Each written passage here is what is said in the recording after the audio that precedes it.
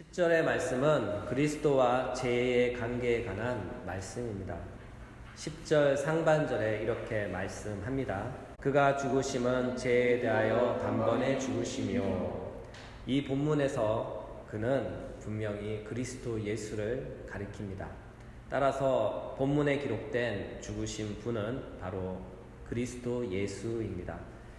그리스도 예수께서는 죽으셨는데 그분이 죽으신 이유가 죄에 대하여 죽으셨다는 것이죠. 여러분, 그리스도 예수께서는 왜 죄에 대하여 죽으셔야만 했나요? 우리가 그리스도 예수에 관하여 잘 알다시피 그분은 무죄한 분입니다. 그는 죄가 무엇인지도 알지 못하는 분입니다. 그분은 죄 가운데 태어나지도 않았고 또한 죄가 무엇인지도 모르고 사셨으며 죄 아래 거하시면서 죄와 상관없이 사셨던 분입니다.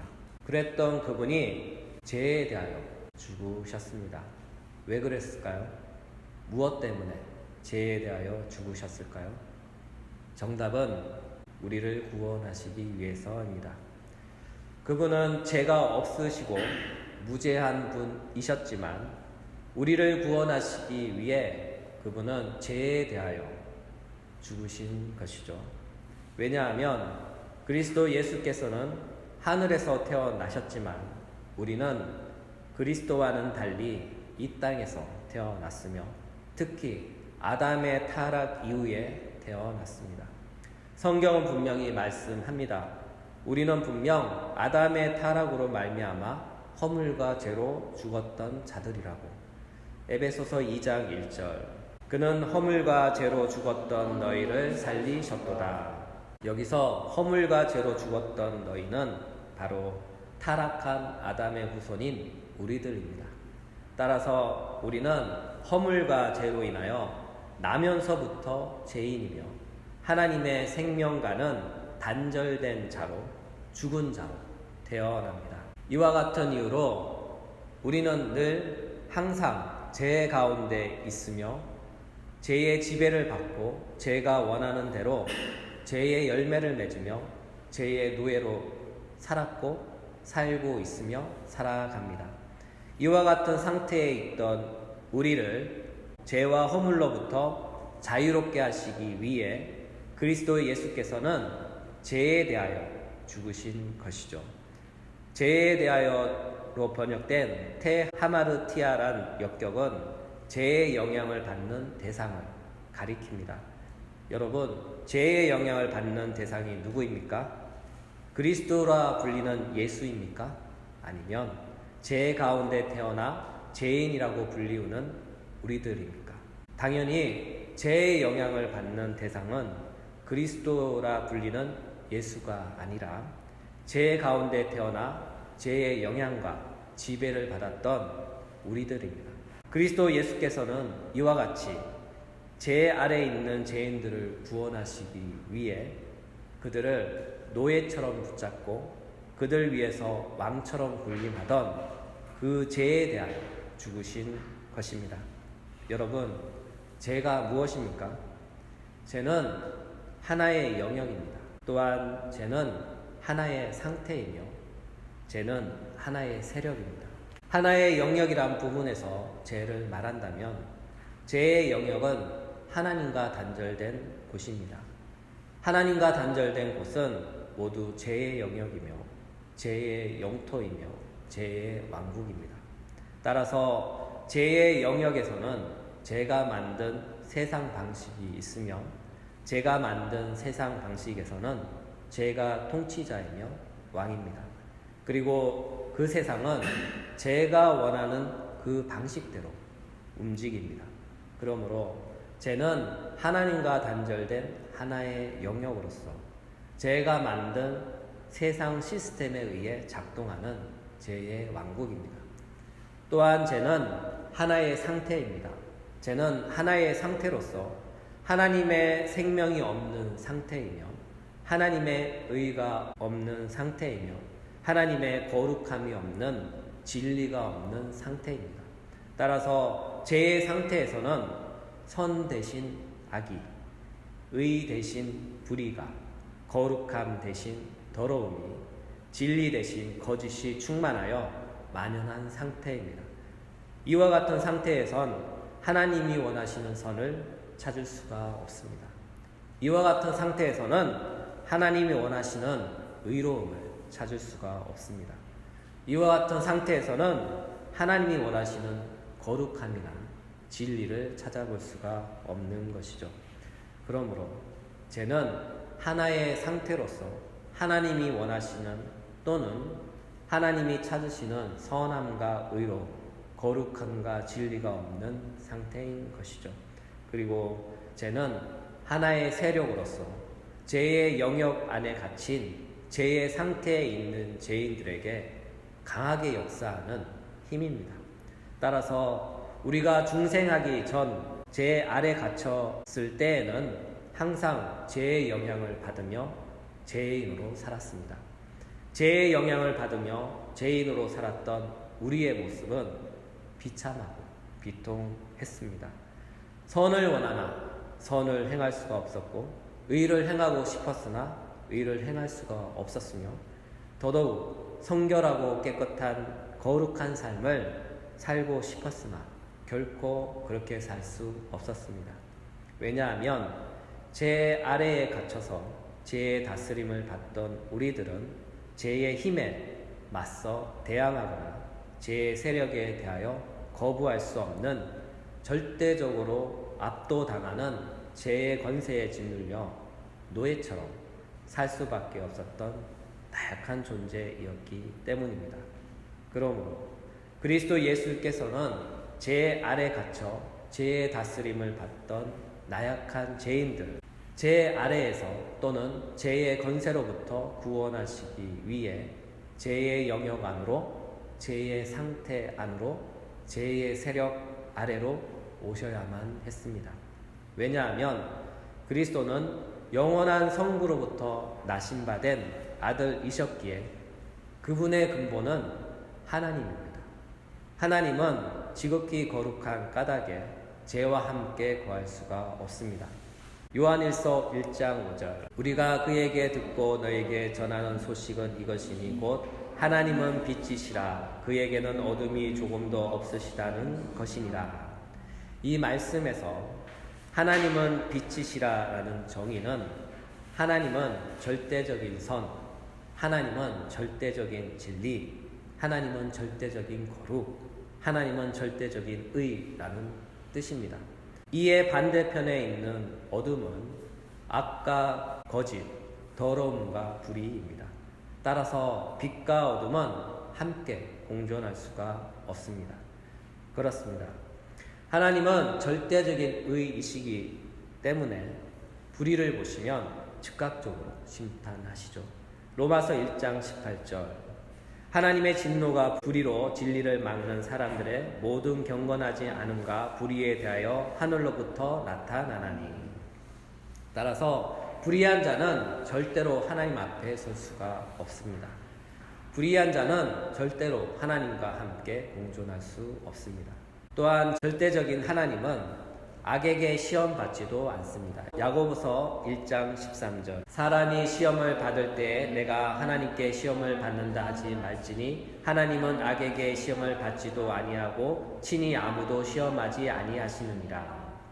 여기서 하나님은 악에게 시험 받지도 아니하고 라고 말씀합니다. 이 구절에서 시험 받지 아니하고에 해당하는 헬라어 단어는 아페이라스 토스입니다. 이 단어는 악으로부터 거리가 먼 또는 유혹받을 가능성이 전혀 없는 상태를 가리킬 때 사용됩니다.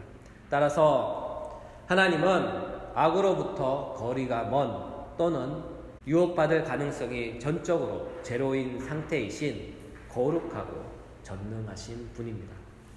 이와 같은 까닭에 성부 하나님의 영원하신 아들이시며 그 근본이 성부 하나님과 동일하신 성자께서 죄 아래에 있는 죄인을 구원하시기 위해서는 죄인들과 같은 모습으로 죄 아래로 오셔야만 했던 것이죠. 로마서 8장 3절. 율법이 육신으로 말미암아 연약하여 할 수 없는 그것을 하나님은 하시나니 곧 죄로 말미암아 자기 아들을 죄 있는 육신의 모양으로 보내어 육신의 죄를 정하사. 이 구절에서 분명히 성부 하나님께서 자기 아들을 죄 있는 육신의 모양으로 보내셨다고 증언합니다. 하나님의 아들은 근본이 하나님이시기에 그분께서는 죄와 상관 있는 방식으로 또는 죄 아래에 있는 죄인을 구원하시기 위해서는 죄 있는 육신의 모양으로 반드시 오셔야만 했던 것이죠. 이와 같은 이유로 성자 하나님은 반드시 사람이 되셔야만 했습니다. 그래서 그분은 율법 아래로 오셨고 여자에게로부터 나셨으며 마침내 사람이 되신 하나님이 되신 것이죠. 그러나 그분은 죄 아래로 오셨지만 죄 가운데 태어나진 않으셨고 그분은 죄 아래서 사셨지만 죄의 영향은 전혀 받지 않았습니다.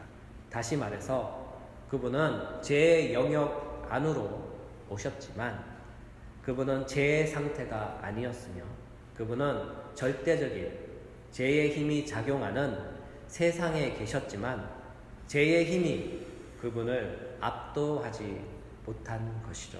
이와 같은 이유로 그분은 죄의 영역 안에서도 죄의 영향을 전혀 받지 않으시면서 도리어 죄의 권세를 압도하는 힘으로 죄의 권세를 제압하여 죄의 권세에 붙잡혀 있었던 우리를 죄로부터 빼앗아 구원할 수 있었던 것입니다. 누가복음에서는 예수님의 이와 같은 구원 활동을 잘 보고하고 있습니다. 누가복음 4장 18절부터 19절. 주의 성령이 내게 임하셨으니 이는 가난한 자에게 복음을 전하게 하시려고 내게 기름을 부으시고 나를 보내사 포로된 자에게 자유를 눈먼 자에게 다시 보게 함을 전파하며 눌린 자를 자유롭게 하고 주의 은혜의 해를 전파하게 하려 하심이라 하였더라. 사랑하는 여러분, 만약에 말이죠. 그리스도이신 예수님께서 가지신 힘이 죄의 힘과 비슷하거나 혹은 죄의 힘보다 약했다면 우리는 어떻게 되었을까요? 아마 이 세상에는 기독교 자체가 존재하지 못했을 것입니다. 아마 우리의 구원은 없었을 것입니다. 아마 세상은 여전히 또 다른 구원자를 갈망하며 메시아를 기다려야 했을 것입니다. 왜냐하면 그리스도이신 예수님은 죄의 힘에 의해 제압당하여 죄의 포로가 되거나 노예가 되거나 구원을 이루기 전에 죽임을 당했을 것이기 때문입니다.